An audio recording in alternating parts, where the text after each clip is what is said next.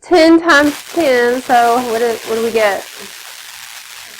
100. 11 squared means 11 times 11. 12 squared is 20 squared. 100, 20 times 20. 100. So all of these in the left-hand chart, all of these are perfect squares. If I want to undo squaring, we would use the inverse operation of square root.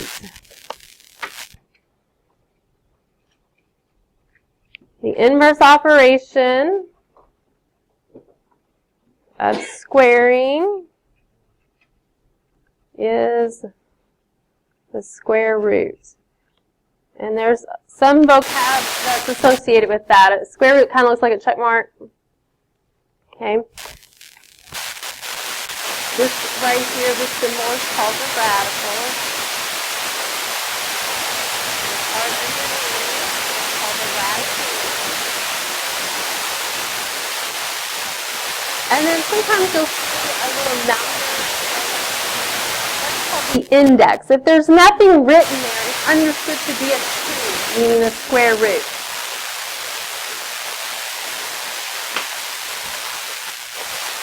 So if I want to look at the square root of 1, for example, I have to think what number times itself gives you 1? 1. Uh-huh.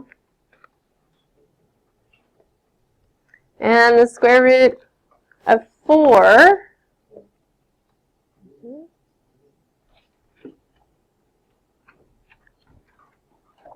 square root of 9 is 3. And the reason why, again, if you notice, I'm kind of rewriting these a little differently because I want you to see that the square and the root they undo each other, and that's why we're just left with the 3. Square root of 16 is really the square root cancel, so we just get 4. Could you please, with your group, in the right-hand table, if you get stuck, it should be a mirror image of your left. But it's not perfect, right? There's not, think about it. Is there a number times itself that would give you 27? No, right? Not times itself. So step 1 that we're going to do is we're going to factor tree like you did back in elementary school. So somebody said 9 times 3 would give you 27. We're going to get it all the way down to its prime numbers. So 3 breaks down a little further. What 2 numbers give you 9? 3 and 3. And don't forget to bring any leftovers down. And what that says is that 3 times 3 times 3, if you type that in your calculator, you would get 27. It's equivalent, that last line. Step 2, we're going to be, because we're doing square roots, we're going to roll doubles. Okay, now, in Monopoly, if you are in jail, one of the ways to get out of jail is to do what? Jail-free card or roll doubles. So if you could, sort of metaphorically, think about the square root as being the jail bars, and you want to break out of jail. So the way to break out of jail is you want 2 of a kind down here in your factorization. So here's, we're roll doubles. I usually circle them. So 3 times 3 could be rewritten as 3 squared. And then this 3 who doesn't have a partner, he's going to have to stay inside the jail by himself. And then from just what we did in the tables, the little square and the square root are inverse operations of each other. They undo each other, so we just get 3 times the square root of 3. 3 times the square root of 3. No decimals. This is equivalent. This is the most simplified form. rewrite. And then step 4 would be to remember that the square and the root are inverses.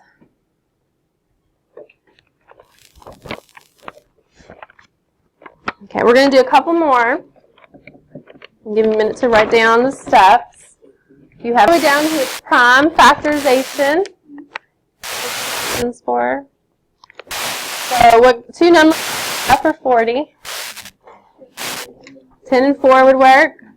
Now, some of you may know another method of doing square roots, which is fine. But the beauty of the factorization is that it doesn't matter which two numbers you choose. I could have very easily have chosen 2 and 20 or 8 and 5. Okay? It doesn't really make any difference because we're going to get them all the way down anyway.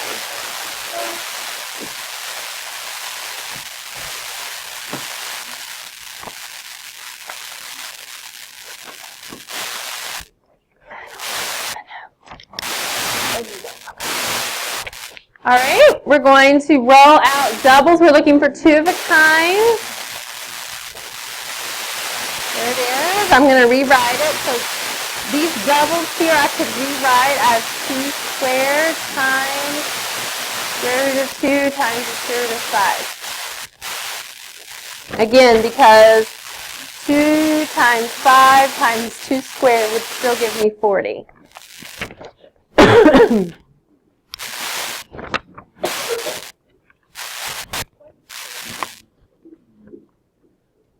The square and the root are undo each other. So I'm just left with a 2 here. And then we have just the square root. So 2 squared of 2 times the square root of 5 is the square root of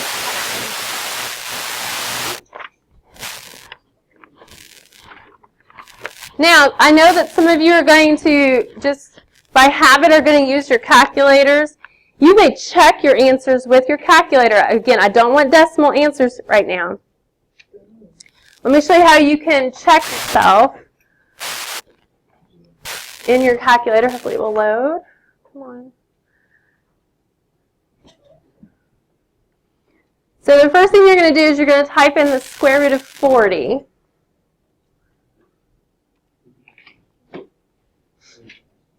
So second, and then the square root of 40 is above the square key.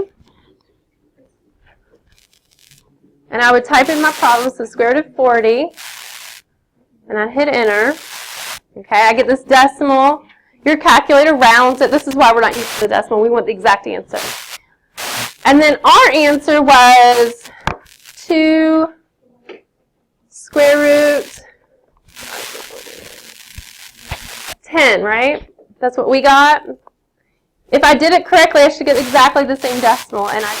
So I know that these two things are, in fact, equivalent of each other. Okay, so there's a way that you can check.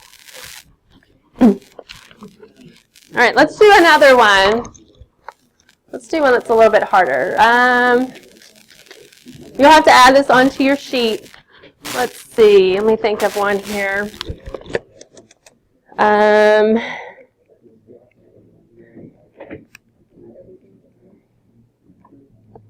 Let's do the square root of 252.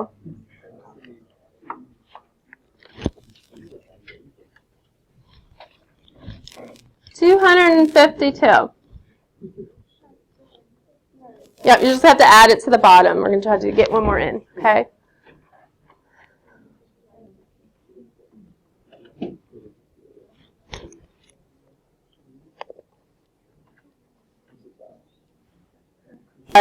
A double 2, they do not have to be next to each other, okay? So I got a double 2. We also have a double 3. And we're ready to rewrite it. 2 squared times 3 squared times our lonesome 7 there. The square and the root cancel. The square and the root cancel. 2 times 3 is 6 square root 7. Again, we could check it with our calculator.